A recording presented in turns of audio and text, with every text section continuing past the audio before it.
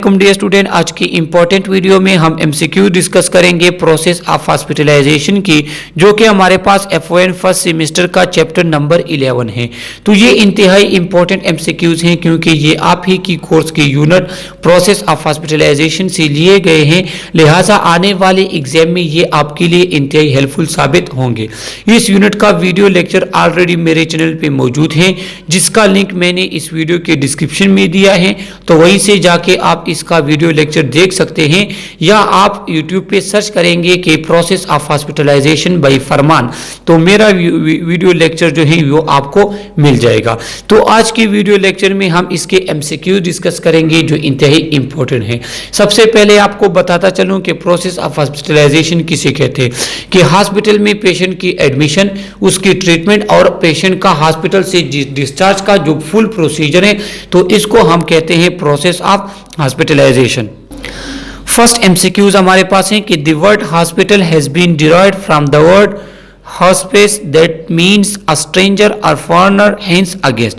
कि हमारे पास हॉस्पिटल का वर्ड किस वर्ड से निकला है, तो वो लैटिन वर्ड, ए ऑप्शन हमारे पास है करेक्ट।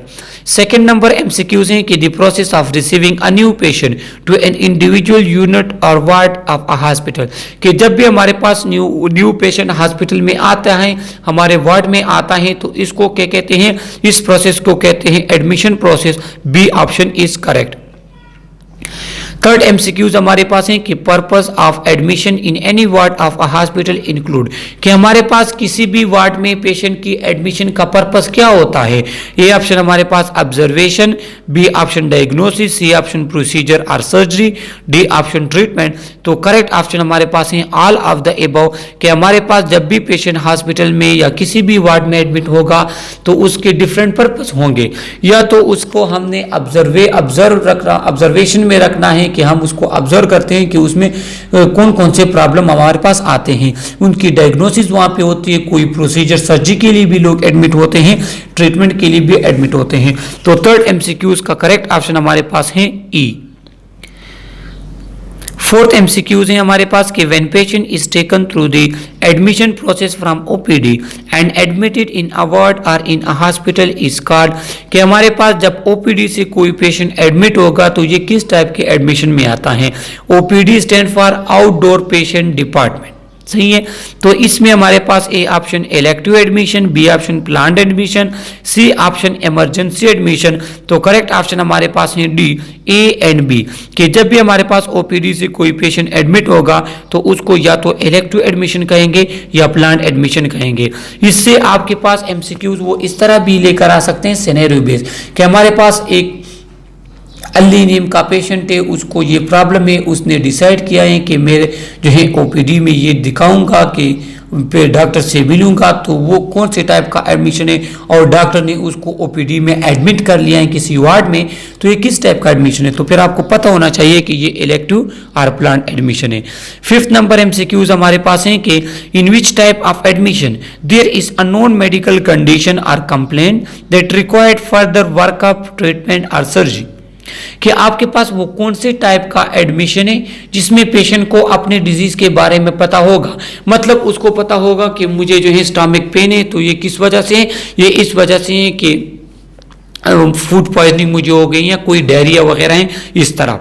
या कोई पेशेंट इस तरह एडमिट होने जाता है किसके लिए, वर्कअप के लिए, ट्रीटमेंट के लिए, सर्जरी के लिए, लेकिन उसको अपना डिजीज का पता होता है, तो उस टाइप ऑफ एडमिशन को क्या कहते हैं। फिफ्थ नंबर एमसीक्यूज में हमारे पास करेक्ट ऑप्शन है बी, इलेक्टिव एडमिशन, कि ये इलेक्टिव एडमिशन है क्योंकि इसमें कोई भी इमरजेंसी नहीं होती और पेशेंट को ऑलरेडी अपने प्रॉब्लम का पता होता है।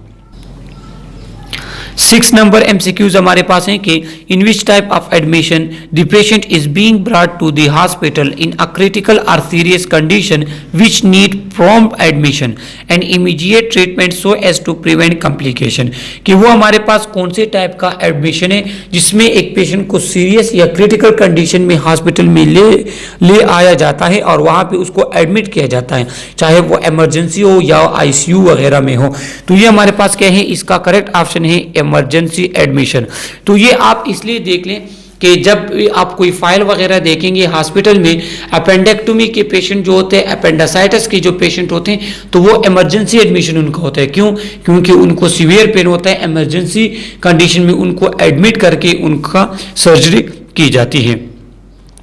7 नंबर एमसीक्यूज हमारे पास हैं कि the steps that should be follow on arrival at the nursing unit are, कि वो कौन कौन से स्टेप्स हैं जो आपने फॉलो करने होंगे जब भी पेशेंट आपके पास आएगा, और नर्सिंग काउंटर पे आपने कौन कौन से स्टेप्स जो हैं वो फॉलो करने हैं, नर्सिंग यूनिट पे नर्सिस को कौन कौन से स्टेप्स जो हैं वो फॉलो करने हैं। ये ऑप्शन हमारे पास है, height, weight and vital sign check करेंगे, send sample for lab investigation, reporting and document the admission. तो करेक्ट ऑप्शन हमारे पास है ऑल ऑफ द एबव, कि ये वो तमाम स्टेप्स हैं जो क्या है, जो नर्सिंग यूनिट पे आपने फॉलो करने हैं at the time of arrival of a patient. सही है, तो करेक्ट ऑप्शन हमारे पास है डी। 8 नंबर एमसीक्यूज हैं कि LAMA is one of the hospital policy, LAMA stand for, कि लामा हमारे पास हॉस्पिटल पॉलिसी है। अब लामा स्टैंड किस लिए करता है? इंपॉर्टेंट एमसीक्यूज है, एग्जाम में ज्यादा चांसेस है कि ये एमसीक्यूज आपके पास आ जाए। तो सी ऑप्शन हमारे पास है करेक्ट है कि लिविंग अगेंस्ट मेडिकल एडवाइस, कि जब कोई पेशेंट हॉस्पिटल में कि डॉक्टर वो या नर्सिस के मशवरे को नहीं मानता, उनके दिए हुए मेडिसिन को वो नहीं लेता, और वो हॉस्पिटल से घर जाना चाहता है, या वो हॉस्पिटल से जो है डॉक्टर या नर्सिस के आर्डर या प्रिस्क्रिप्शन के अगेंस्ट जाता है, तो उस टाइप आप जो है उसको कहते हैं, एडमिशन को पेशेंट को कहेंगे कि ये पेशेंट लामा में है, ये पेशेंट हॉस्पिटल से जो जाता है डॉक्टर या नर्सिस के एडवाइस के खिलाफ, तो इसको हम कहते हैं LAMA, living against medical advice. 9 number MCQs हैं कि which one is not a reason for transfer of the patient. देखो, जब भी हम पेशेंट को ट्रांसफर करते हैं एक हॉस्पिटल से दूसरे हॉस्पिटल, एक वार्ड से दूसरे वार्ड, तो उसके अपने रीजंस होने चाहिए। तो यहाँ पे एमसीक्यूज कहती हैं कि इसमें कौन सा रीजन है जो क्या करता है, जो आपके पास ट्रांसफर ऑफ पेशेंट का रीजन नहीं है। चेंज इन पेशेंट कंडीशन, ये ऑप्शन करेक्ट है कि ये रीजन है हमारे पास। क्वाइटर इन्वायरमेंट इज रिक्वायर्ड, ये भी रीजन है। पेशेंट डिस्टर्बिंग अदर पेशेंट, ये भी रीजन है।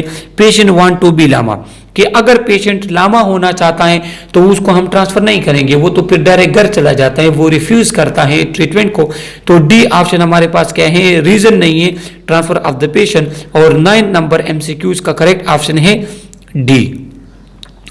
10 नंबर एमसीक्यूज पे आ जाते हैं कि while transferring a patient which type of guideline should be followed, कि जब हम पेशेंट को ट्रांसफर करते हैं एक वार्ड से दूसरे वार्ड, एक हॉस्पिटल से दूसरे हॉस्पिटल, तो कौन कौन से गाइडलाइन हमने फॉलो करने होंगे।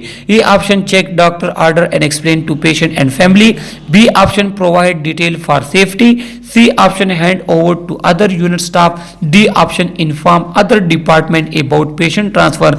तो करेक्ट ऑप्शन हमारे पास है E, all of the above, कि ये वो तमाम स्टेप्स हैं, तमाम गाइडलाइन है जिसको आपने फॉलो करना होगा जब भी आप पेशेंट को एक हॉस्पिटल से दूसरे हॉस्पिटल, एक डिपार्टमेंट से दूसरे डिपार्टमेंट, एक वार्ड से दूसरे वार्ड शिफ्ट करेंगे या ट्रांसफर करेंगे। 11 नंबर एमसीक्यूज है when patient sent to home after treatment from the hospital is called, ये ऑप्शन हमारे पास है डिस्चार्ज, के जब भी हमारे पास पेशेंट की ट्रीटमेंट हो जाती है उसको हम घर भेजते हैं तो उसको कहते हैं डिस्चार्ज। हाँ, एक पेशेंट ट्रीटमेंट को रिफ्यूज करता है तो उसको फिर हम कहते हैं पेशेंट लामा। सही है, तो इस 11 नंबर एमसीक्यूज का करेक्ट ऑप्शन है A, patient discharge. 12 number MCQs हमारे पास है कि what are indication of hospital discharge, कि हमारे पास जब पेशेंट को हम हॉस्पिटल से डिस्चार्ज करेंगे, उसको घर भेजेंगे, तो उसके हमारे पास कौन कौन से इंडिकेशन होने चाहिए। ये ऑप्शन हमारे पास है progress in patient condition, patient आपके पास ट्रीट हो रहा है, उसकी केयर हो ट्रीटमेंट हो रही है, उसकी कंडीशन बेहतर हो रही है। बी ऑप्शन हमारे पास no change in patient condition, के आपके पास अगर पेशेंट की कंडीशन में चेंजेस नहीं आती तो उसको आप रेफरल डिस्चार्ज कहते हैं, मतलब एक हॉस्पिटल से आप एक हॉस्पिटल में उसकी ट्रीटमेंट नहीं हो रही तो उसको आप डिस्चार्ज करके किसी और रेफरल टर्शियरी केयर हॉस्पिटल भेजेंगे। सी ऑप्शन हमारे पास है आफ्टर एन एक्सपायरी, कि आपके पास या पेशेंट की एक्सपायरी हो जाए, डेथ हो जाए, या आपके पास लामा एक पेशेंट लामा में है, मतलब कि वो एडवाइस को नहीं मानता, डॉक्टर या नर्सिस के एडवाइस के अगेंस्ट जाता है, तब भी हम उसको डिस्चार्ज करते हैं। स्टे अगेंस्ट मेडिकल एडवाइस, या कोई पेशेंट जो है उसको मेडिकल एडवाइस कुछ और मिल रही है, ये कुछ और कर रहा है, तो इस तमाम कंडीशन में हमारे पास क्या है, इस तमाम कंडीशन में फिर हम पेशेंट को डिस्चार्ज करेंगे। तो ये ऑप्शन हमारे पास है correct, all of the above, कि ये तमाम कंडीशन जिसमें हमने पेशेंट को क्या करना है, हॉस्पिटल से डिस्चार्ज करना है। तो इसमें से आपके पास कोई एक दो ऑप्शन भी वो लेकर आ सकते हैं। 13 नंबर एमसीक्यूज हैं कि what are the effect of illness on patient during hospitalisation. कि देखो, जब भी हमारे पास कोई पेशेंट हॉस्पिटल में एडमिट होते हैं तो ज़रूरी बात है उसके बिहेवियर, उसके डिफरेंट टाइप ऑफ जो है बॉडी फिजिक्स वगैरह है, उसमें चेंजेस आते हैं बिकॉज ऑफ हिज और हर इलनेस। वो बीमार होता है तो उसकी वजह से उसमें कुछ चेंजेस आती हैं। ये ऑप्शन हमारे पास है कि change in behaviour, disruption of privacy and autonomy, lifestyle, role and finance, change in self concept and body image. तो करेक्ट ऑप्शन हमारे पास है all of the above, E option, कि जब भी आपके पास पेशेंट हॉस्पिटल में जो एडमिट होता है उससे इलनेस होती है कोई, तो उसके बिहेवियर में चेंज आती है, मतलब वो चिड़चिड़ा सा हो जाता है, छोटी छोटी बात पे जो है वो कंप्लेन करना स्टार्ट कर लेता है, उसकी प्राइवेसी ऑटोनॉमी जो है उसकी डिसरप्शन होती है, लाइफस्टाइल उसका चेंज हो जाता है क्योंकि वो अपनी सफाई, खुराक वगैरह का ख्याल नहीं कर सकता। तो 13 नंबर एमसीक्यूज का हमारे पास करेक्ट ऑप्शन है E, all of the above. अब 14 और लास्ट एमसीक्यूज हमारे पास हैं कि डिस्चार्ज समरी यूजुअली इंक्लूड, कि जब भी हम पेशेंट को डिस्चार्ज करेंगे हॉस्पिटल से तो उसकी डिस्चार्ज समरी में क्या कुछ होना चाहिए। A option, description of client condition at discharge, treatment, food care, current medication. C option हमारे पास है डाइट, एक्टिविटी लेवल, रिस्ट्रिक्शन।